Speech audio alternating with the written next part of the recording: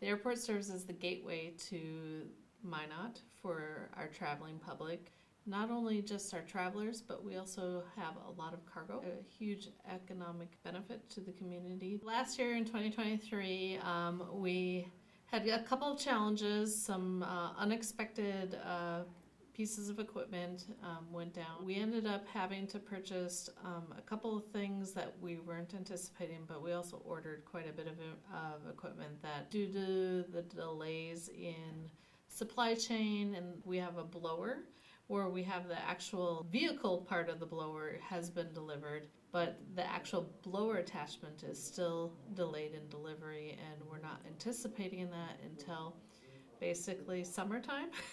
And so we have been waiting well over 12 months for this particular attachment to be delivered, which was the primary purpose of this piece of equipment for snow removal. We also have a mower that we ordered last year with the anticipated delivery date of this fall when our mowing season is over. There's a special type of fire truck that we use on an airport called an Airport Rescue and Firefighting Truck, ARF for short. That truck has been on order for over 12 months. I think it's closer to 18 months right now that we're anticipating the delivery of that fire truck. A lot of projects have been delayed due to supply chain logistical issues. So we have to provide the FAA with our planned projects for the next 5 years. We can be funded for certain equipment that improve the safety of our airfield. Anything that we purchase using those federal funds and are able to purchase with those federal funds is a good thing. So we're only paying 5% typically of any major purchase on those. Last year in 2023, we purchased a continuous friction metering equipment, CFME, and our CFME tests how slick it is on our runway and whether we need to put down a special de-icing fluid or maybe sand the runways for aircraft to come in and land. And the last thing, we got a new and improved exit lane technology so that passengers don't circumvent the screening process with TSA. So this year we started out in January and February with some extreme cold spells, which led to some equipment breaking, which we didn't anticipate in any of our budgets. And so we had to do an emergency purchase in particular for our fuel farm.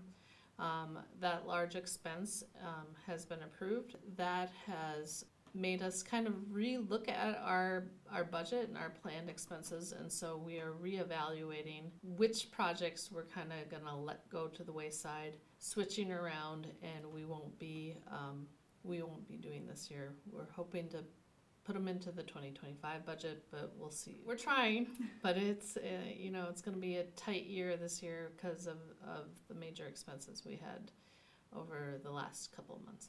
So this year we got some federal funding in 2023 for our wetland project and also for our Taxiway Charlie and Taxi Lane project.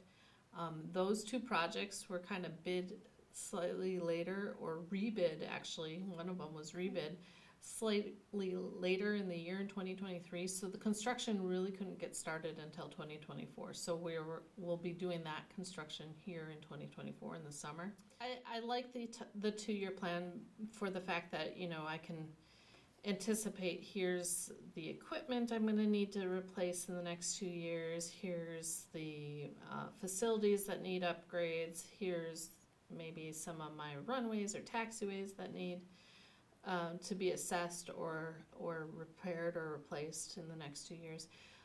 All of those things are great to have in the budget, so at least they're on everyone's radar. The issue I have is with the way inflation and other costs have jumped.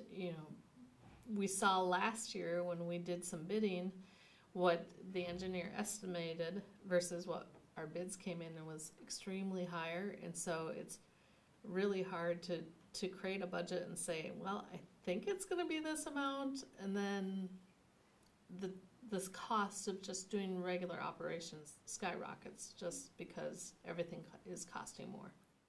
Then in 2025, we start one of our major projects that we need to work on and we need to accomplish will be our runway 826, which is our crosswind runway.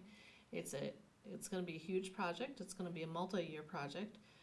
We need to start not only just the design, but we may start some of the construction in 2025. It really depends on how the federal budgets roll out, and right now we're working on determining the length and the width of the runway depending on our traffic needs and what the FAA is willing to fund. The other major expenses that we're kind of looking at is inside the terminal. The terminal is now 8 years old. We are starting to see some of the systems not working as well as we anticipate, so we're trying to do some upgrades to our systems, including our intercom system, our what we call EFIDs, and those are flight display information displays. Our roof line has some leaking areas, so we're working on that. And in addition to that, we would like to upgrade some of the signage inside the terminal, make it easier for customers to find the exit, to find their way around to the gates and that kind of thing. Our terminal exits, we need to, the doors have been, pounded on for 8 years, for lack of a better term.